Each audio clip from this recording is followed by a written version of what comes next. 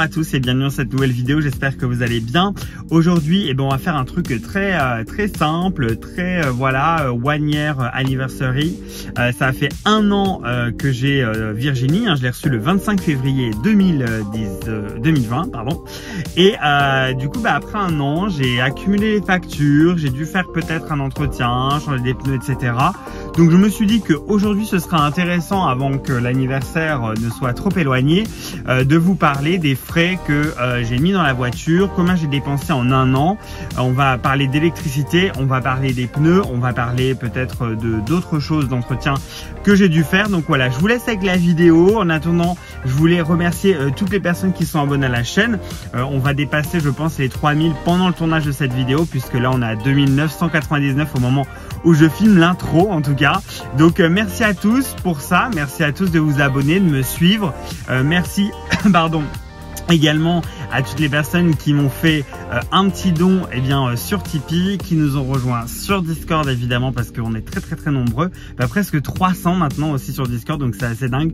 Donc voilà, et bien évidemment merci à toutes les personnes qui me choisissent comme leur parrain. Voilà, je vous laisse avec la vidéo, mais je voulais faire cette petite aparté tout de suite, et je tiens à préciser aussi que je suis très radin donc ce que vous allez voir, c'est le strict minimum, ou ce que j'ai été obligé de faire sur la voiture. Voilà, merci à tous d'être là et c'est parti pour la vidéo.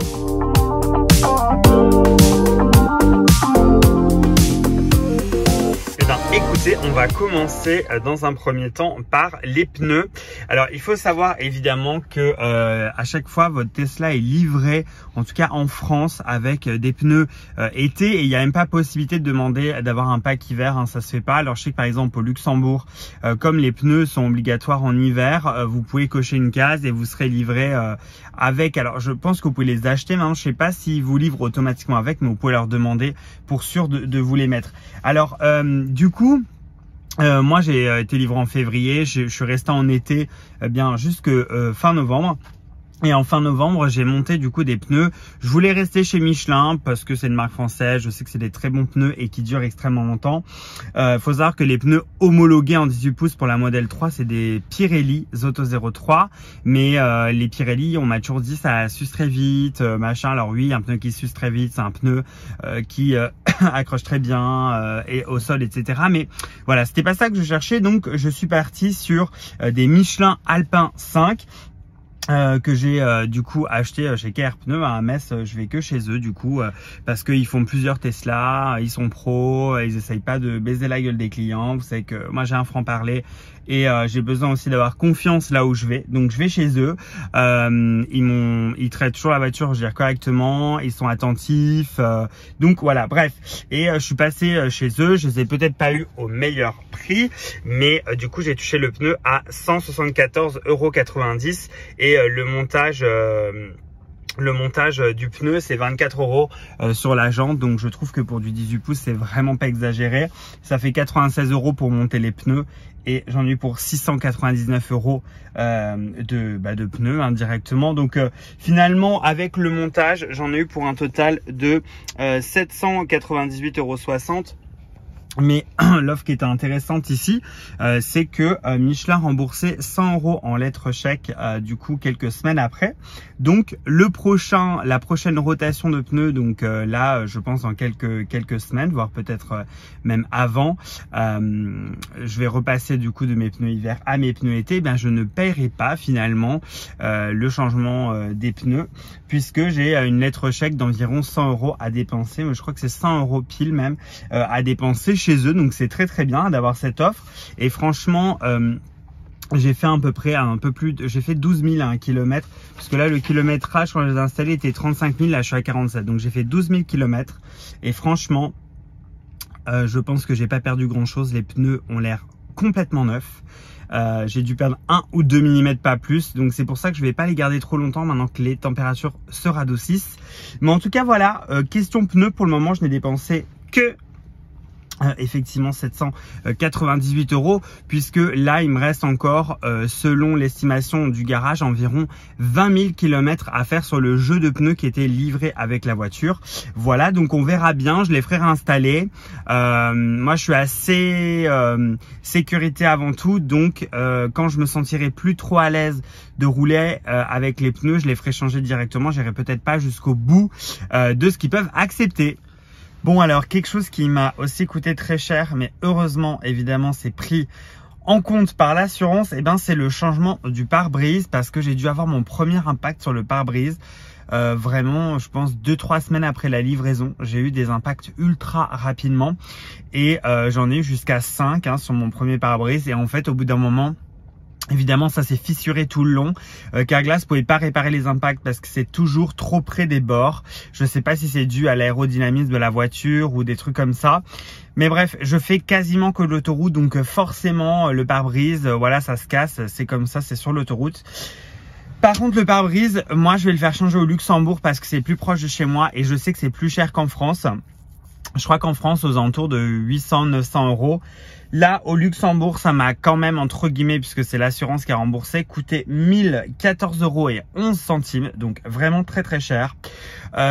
Surtout qu'ils ne te prêtent pas de véhicule. Donc, du coup, j'ai dû aller à 7h30 le matin et comme il faisait froid, la colle a mis du temps à sécher et j'ai pu récupérer la voiture qu'à 5h30. Donc je remercie encore aujourd'hui, même si ça date du mois de novembre, mon ami Fabien, mon ami luxembourgeois, qui est venu me chercher le matin au service center et qui m'a laissé sa Tesla toute la journée.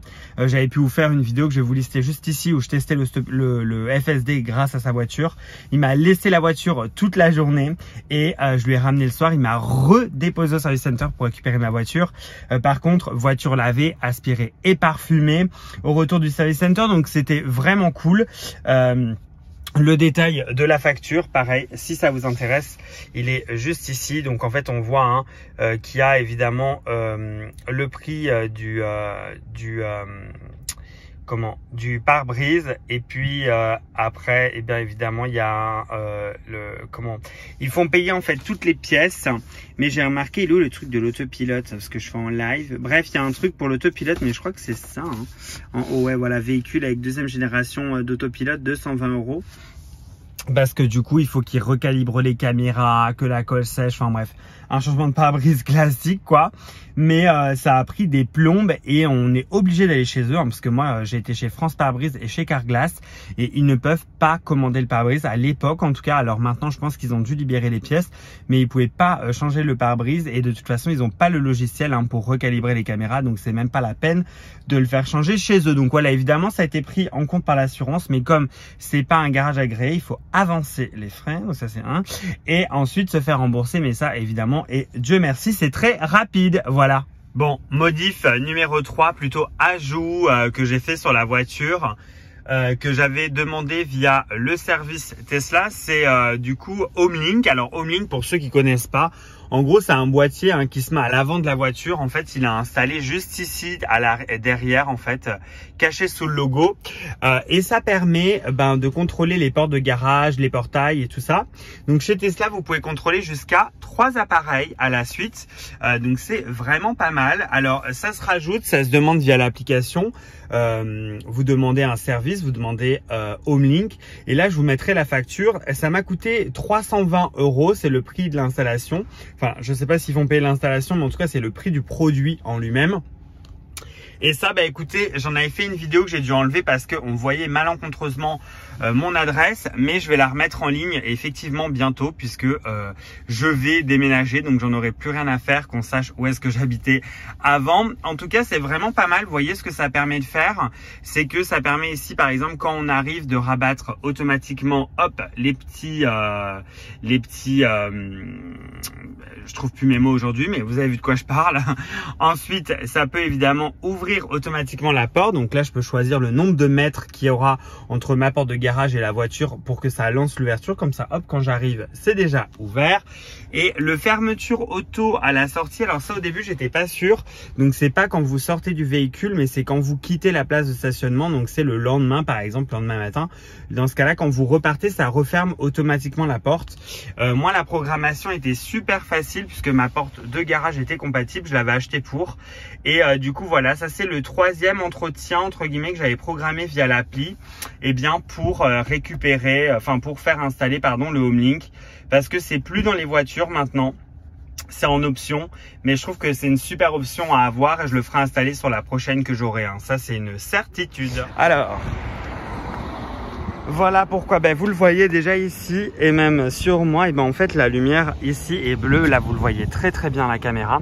Donc en fait je sais pas trop ce qui s'est passé, mais je dois avoir des LED qui sont mortes ou je sais pas trop ce qui s'est passé. Donc l'autre phare là-haut, il marche nickel, mais celui-là il est mort. Donc du coup il va y avoir un service qui va être donc un ranger qui va venir hop chez moi. Il va venir le 2. Et alors ça c'est évidemment complètement pris en garantie, mais par contre ils vont me changer intégralement le phare. Donc voilà, je sais pas si je vous en ferai une vidéo, mais je vous tiendrai au courant sur Twitter et Instagram. N'hésitez pas à me suivre, ou même sur le Discord. Je vous tiendrai au courant du pourquoi, du comment. Je vais demander au mec qu'est-ce qui s'est passé, pourquoi c'est bleu. Et il me le remplace complètement. Et évidemment, c'est pris sous garantie, donc ça ne me coûte rien. Même le déplacement du ranger ne me coûte rien. Donc ça, c'est très cool. Mais je voulais vous le dire quand même dans cette vidéo aujourd'hui. Alors, un truc aussi qui m'a coûté du pognon à foison. Hop, je vais vous montrer ce que c'est dans ma petite mallette juste ici en dessous que je n'avais pas prévu. Mais je viens de voir dans mes services. Et c'est les adaptateurs. Alors, j'ai pas les deux ici, j'en ai que un. Ça, c'est le P17 16 ampères et j'ai aussi donc chez moi le P17 32 ampères. Chaque adaptateur comme ça c'est 50 €, donc ça pique, ça fait mal au cul. Le premier P17 ils n'avaient pas encore augmenté le prix et à l'époque, c'était 35 € je crois. Mais par contre le P17 16 ampères, celui-là j'avais dû l'acheter pour mon road trip que j'avais fait vers le sud de la France et j'avais dormi dans un camping et elle m'a dit non, on n'a que des prises camping P17 16 ampères. Donc j'avais dû l'acheter et il m'a coûté 50 €, donc environ 80 € d'adaptateur du coup pour l'UMC, puisque celui pour la prise Schuko évidemment est fourni à la livraison. Donc ça s'ajoute. Bon, et maintenant la dernière partie, là j'aurai pas trop d'infos précises, des factures, des machins à vous montrer, mais j'avais fait mes petits calculs. Donc il faut savoir que j'ai énormément maintenant, grâce à vous tous, et merci beaucoup, je dis pas ça pour me vanter ou pour voilà, je m'en fous, mais par contre ça me touche énormément quand vous me choisissez évidemment comme parrain.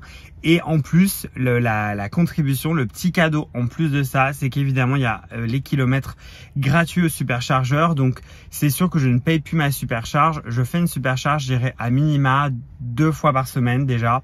Donc, c'est quand même pas mal. Ça me fait au moins 2 pleins par semaine déjà de sûr. Et aussi, comme vous le voyez, je suis tout le temps à des endroits comme ça. Vous le savez, mes endroits favoris où il y a des bornes de recharge. Donc, c'est vrai que... j'essaye le plus possible de recharger quand c'est gratuit partout. Souvent, il y a beaucoup de bornes dehors où je fais mes courses, où je stationne qui sont gratuites. Donc, j'essaie de charger un maximum là-haut. Ça, c'est vrai. Du coup, pour 47 000 km en recharge à domicile, j'en ai eu pour 500 € en sachant que j'avais pas d'heure la nuit. Donc, c'était toujours quasiment 17 centimes net du kilowatt. Donc, j'en ai eu pour 500 € de recharge. Et ensuite, je vous compte pas la supercharge que je ne paye plus et toutes les charges gratuites. Puisqu'en vrai, là, si je vous affiche l'odomètre, ça affiche que j'ai consommé 7679 kWh. Alors, attendez, je vais faire un petit calcul. Voilà, donc si j'avais rechargé tous ces kilowatts de consommation uniquement à la maison, donc avec 17 centimes du kilowatt, ce qui est assez élevé finalement, j'en aurais eu que pour 1400 € pour parcourir, c'est abusé quand même, 1400 € pour parcourir 47 442 km. Franchement, c'est quand même hallucinant. Rien que d'y penser, c'est juste hallucinant de se dire seulement 1400 €.